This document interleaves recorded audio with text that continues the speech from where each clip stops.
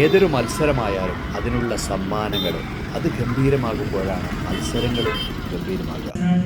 നമ്മുടെ കണ്ണൂർ ജില്ലാ സ്കൂൾ കലോത്സവം ചരിത്രമുറങ്ങുന്ന പയ്യന്നൂരിൻ്റെ മടിൽ നടക്കുകയാണ്. അപ്പോൾ ട്രോഫി കമ്മിറ്റി ചെയർമാനുമായി കുറച്ച് കാര്യങ്ങൾ നമുക്കറിയാനുണ്ട്. കണ്ണൂർ റവന്യൂ ജില്ലാ സ്കൂൾ കലോത്സവം നടന്നുകൊണ്ടിരിക്കുകയാണ് പയ്യന്നൂരിൽ. അപ്പോൾ ഇതിൻ്റെ ട്രോഫി കമ്മിറ്റിയുടെ ചെയർമാൻ KU രാധാകൃഷ്ണൻ സാറാണ്. അദ്ദേഹം ഇതുമായി ബന്ധപ്പെട്ട കാര്യങ്ങൾ വിശദീകരിക്കും. 1956 ആരംഭിച്ച സ്കൂൾ കലോത്സവത്തിൻ്റെ ഏറ്റവും പുതിയ രൂപമാണ് സ്റ്റേറ്റ് സ്കൂൾ യുവജനോത്സവം എന്ന രീതിയിൽ ഇപ്പോൾ ആഘോഷിച്ചു വരുന്നത്. ഏഷ്യയിലെ തന്നെ ഏറ്റവും വലിയ കൗമാര കലോത്സവമാണ് സ്കൂൾ യുവജനോത്സവം.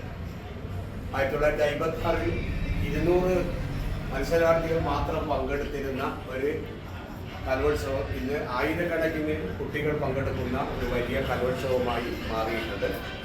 ഓരോ വർഷം കഴിയുന്തോറും കലോത്സവങ്ങളിലെ ഇനങ്ങൾ മാറിക്കൊണ്ടിരിക്കുകയാണ്. 1975 മുതലാണ് അക്ഷരശ്ലോകം, അതുപോലെ തന്നെ കഥകളി സംഗീതം തുടങ്ങിയിട്ടുള്ള ഇനങ്ങൾ ഈ കലോത്സവത്തിൻ്റെ ഭാഗമായത്. ഈ വർഷം മുതൽ ഗോത്രകലകൾ എന്നുള്ള നിലയിൽ 5ഓളം കലാരൂപങ്ങൾ കൂടി ഈ മത്സരത്തിൻ്റെ ഭാഗമായി പുതുതായി ചേർക്കപ്പെട്ടിട്ടുണ്ട്. മലയാപ്പുലയ നൃത്തം, മംഗലംകളി, അതുപോലെയുള്ള പണിയ നൃത്തം തുടങ്ങിയിട്ടുള്ള നിരവധി ഗോത്ര കലാരൂപങ്ങൾ, അന്യം നിന്നു പോകുന്ന കലാരൂപങ്ങൾ കൂടി ഈ കലോത്സവത്തിൻ്റെ ഭാഗമായിട്ട് മത്സരത്തിൻ്റെ ഇനങ്ങളിൽ ഉൾപ്പെടുത്തിയിട്ടുണ്ട്. ആ നിലയിൽ ഓരോ വർഷം കഴിയുന്നതോറും ഈ കലോത്സവത്തിൻ്റെ പ്രാധാന്യം. സാറ് പറഞ്ഞു ഇപ്പം ഐറ്റങ്ങൾ കൂടുന്നുണ്ട് ഓരോ വർഷം കൂടുന്തോറും, പക്ഷെ ഐറ്റങ്ങൾ കുറയുന്നുണ്ടോ, വെട്ടിച്ചുരുക്കുന്നുണ്ടോ? ഓരോ ഐറ്റങ്ങളും വെട്ടിക്കുറക്കുന്നില്ല, കൂടുതലായി വരികയല്ലാതെ ഐറ്റങ്ങളൊന്നും തന്നെ കുറയുന്നില്ല. എല്ലാം പുതിയ പുതിയ വരുവാണ് കാലഘട്ടത്തിനനുസരിച്ച്. ഇപ്പോൾ പഴയ സ്കിറ്റുകൾ ഉണ്ടായിരുന്നില്ല, ഇപ്പോൾ സ്കിറ്റുകൾ അടക്കം ഇംഗ്ലീഷ് ഭാഷയിലുള്ള ലഘുനാടകങ്ങൾ എന്നുള്ള നിലയിൽ വന്നിട്ടുണ്ട്. അല്ലാതെ ഒന്നും ഇല്ലാതാവുന്നില്ല. അപ്പോൾ ഓരോ വർഷം കൂടുന്തോറും അലങ്കാരം വർദ്ധിക്കുന്നുള്ളതാണ്. കാരണം മെമ്മൻറ്റോസിൻ്റെ കൂടുതൽ വരുമ്പോൾ അല്ലേ, പുതിയവ ഉണ്ടാകുമ്പോൾ പഴയത് തീരെ ഇല്ലാതാകുന്നു എന്നുള്ളതല്ല അർത്ഥം.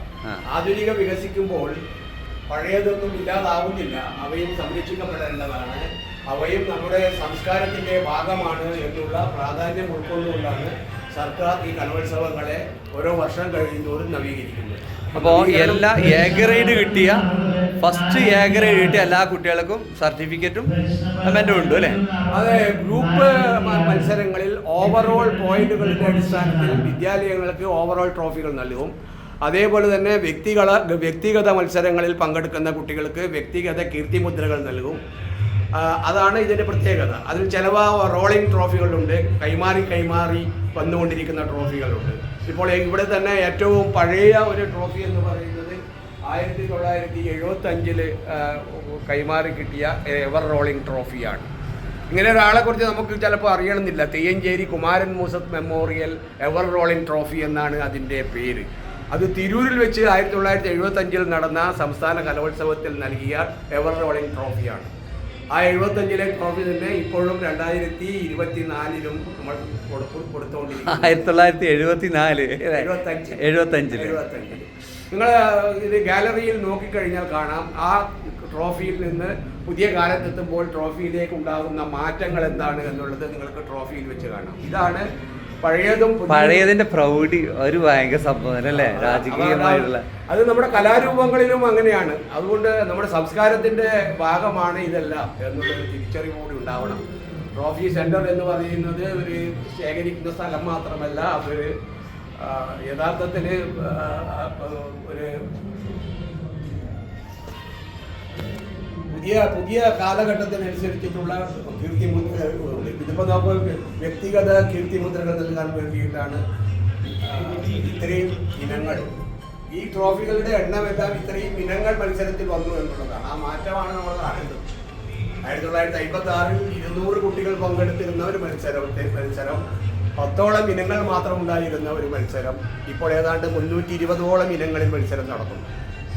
ഏറ്റവും പ്രായം കൂടി ഒന്ന് ചൂണ്ടിക്കാണിച്ചത് ഇതാണ് ഏറ്റവും ഇപ്പോൾ ഇവിടെ വെച്ചിട്ടുള്ള എവർ റോളിംഗ് ട്രോഫികളിൽ ഏറ്റവും എന്താ പറയുക പാരമ്പര്യമുള്ളത്. ആ, പാരമ്പര്യം പ്രൗഢിയും, പറയുന്നത് അത് ആ ട്രോഫി ആദ്യമായിട്ട് നൽകിയത് 1975 എന്നുള്ളതാണ്. Okay, thank you.